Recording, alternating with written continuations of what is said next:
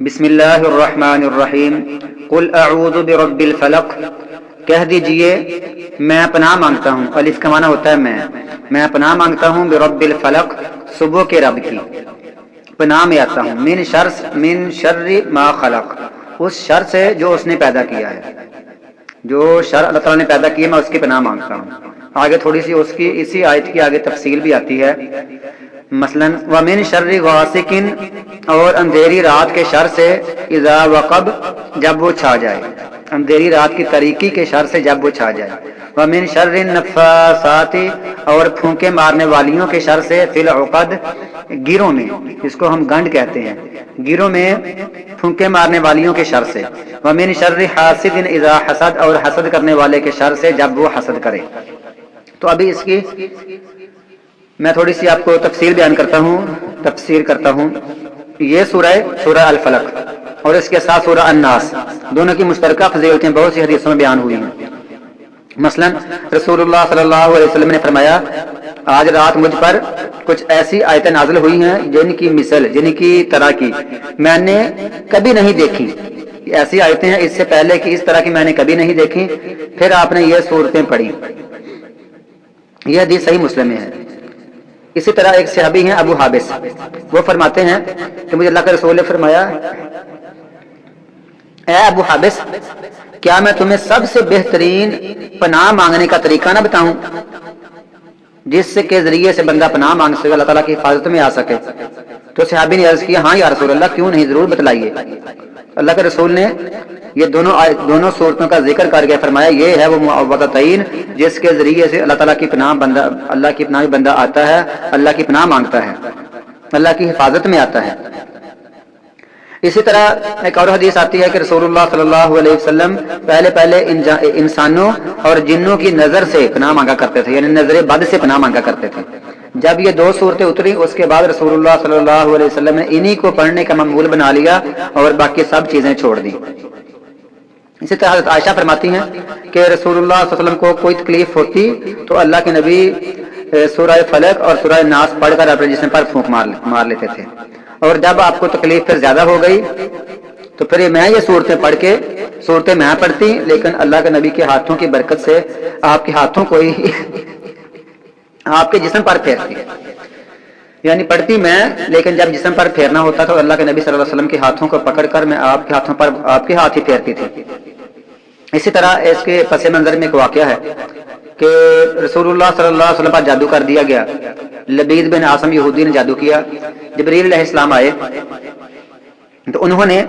آپ کو فرمایا کہ یہ دو صورتیں پڑھ کر اس کو ختم کرو۔ تو سب سے پہلے پس منظر کیا ہے، ایک یہودی لڑکا اللہ کے نبی کی وہ کنگھی کیا کرتا تھا، تو یہودیوں نے اللہ کے نبی اس بچے کو کہہ کر کنگھی کے دندانے اور بال منگوا لیے، بچہ کنگھی کیا کرتا تھا، تو انہوں نے اس میں بالوں میں کنگھی پر جادو کر دیا۔ جب جادو کر دیا تو اس میں انہوں نے کیا کیا، وہاں ایک دھاگا لے کر اس میں 11 وہاں اس میں گیرا لگائیں، گانٹھیں دیں، اور ساتھ ہی ایک موم کا ایک پتلا بنا لیا جس میں سوئیاں انہوں نے چبو دی اس میں، یعنی موم کا پتلا، اور اسی طرح وہ دھاگے میں 11 گیریں لگا دی۔ جب جبریل علیہ السلام نے آپ کو فرمایا تو آپ پڑھتے رہے، تو ساتھ ہی ساتھ وہ سوئی بھی نکلتی رہی، وہ اور گرا بھی کھلتی رہی۔ اور رسول اللہ صلی اللہ علیہ وسلم نے جب حضرت علی سے فرمایا کہ جاؤ دیکھو وہ بیر ذروان میں وہاں کنویں میں وہ جادو ہوا پڑا ہے، تو رسول اللہ صلی اللہ علیہ وسلم کے حکم سے حضرت علی وہ اور ساتھ کچھ اور صحابہ کرام وہ لے آئے، لے کر اللہ کے نبی کو دیا، اور آپ نے ایسے ہی کیا، ایک آیت پڑھتے تو ایک گرا بھی کھلتی جاتی اور ایک سوئی بھی نکل جاتی آٹومیٹکلی۔ تو پھر جب ساری یعنی یہ دونوں صورتیں مکمل آپ نے پڑھ لی تو آپ کا جسم بڑا فریش ہو گیا، آپ کا جسم جو محسوس ہوتا ہے جکڑا ہوا ہوتا تھا، تو اس طرح آپ پریشان تھے کہ میں نے پتہ نہیں کھانا کھایا یا نہیں کھایا، میں پتہ نہیں فلاں بیوی کے پاس گیا ہوں یا نہیں گیا ہوں، اتنا سا بس آپ کے پاس اثر تھا، ورنہ وحی کے ذریعے سے کوئی اثر نہیں تھا۔ کچھ لوگ کہتے ہیں کہ دیکھو ظالم کہتے ہیں کہ تم پیروی کر رہے ہو اس بندے کی جس پر جادو ہوا پڑا ہے، کہتے جادو ہونا یہ انبیاء کی شان کے خلاف ہے۔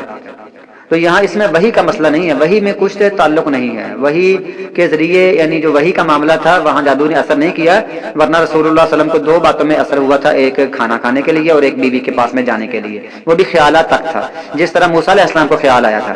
وہاں ہم نے پڑھا ہے سورہ طٰہٰ میں کہ جب انہوں نے اپنی رسیاں اور اپنی لاٹھیاں پھینکی جادوگروں نے تو موسیٰ علیہ السلام ڈر گئے، گھبرا گئے۔ تو یہ جو گھبرانا ہے یہی جادو کا اثر ہے، رسول اللہ صلی اللہ علیہ وسلم تک اتنا اثر ہوا تو پھر رسول اللہ صلی اللہ علیہ وسلم کو یہ آیتیں اتاری گئیں اور آپ نے پڑھی۔ پھر اس کا اور اعتراض آتا ہے کہ یہ تو صورتیں مکی ہیں، مکہ مکرمہ اتری ہیں، جبکہ جادو مدینہ میں ہوا ہے، تو کہتے ہیں پھر تو پہلے اتری ہیں تو جادو بعد میں ہوا، بعد میں کیسے اتری ہیں؟ تو اس کا ہم جواب یہ دیتے ہیں کہ یا تو دو دفعہ اتری ہیں یا پھر پہلے یہ صورتیں اللہ کا رسول پڑھا کرتے تھے، لیکن ابھی اسپیشلی جب جبرائیل علیہ السلام نے کہا تو پھر رسول اللہ صلی اللہ علیہ وسلم نے ان دو صورتوں کے ساتھ دم کرنا شروع کر دیا۔ اسی طرح رسول اللہ صلی اللہ علیہ وسلم رات کو سورہ اخلاص پڑھتے اور یہ دونوں صورتیں پڑھتے، پھر کیا کرتے اپنی ہتھیلیوں پر پھونکتے اور ان ہتھیلیوں کو پورے جسم پر ملتے، پہلے سر پر ملتے، پھر چہرے پر ملتے، پھر باقی جسم کے گلے حصے پر ملتے، پھر جہاں تک آپ کا ہاتھ پہنچتا وہاں تک ملتے۔ تو رسول اللہ صلی اللہ علیہ وسلم 3 مرتبہ ایسا کیا کرتے تھے، یہ حدیث بھی صحیح بخاری میں ہے۔ اب یعنی یہ معاملہ ہو گیا۔ اور فلک، فلک کا معنی کیا ہے؟ فلک کا معنی صبح پھاڑنا، اس کے دو معنی ہوتے ہیں، جیسے رات کو پھاڑ کر صبح نکلتی ہے تو فالق الاصباح، دن کو صبح کو پھاڑنے والا ہے، جو یہ پھاڑنے کے معنی میں ہے، جیسے بیج پھٹ کر باغ نکلتا ہے تو وہاں سے اس کی کومپل نکلتی ہے اور پودا نکلتا ہے، تو یہ معاملہ ہے فلک، صبح کے رب کی۔ ایسے ہی جب بندہ پریشان ہوتا ہے،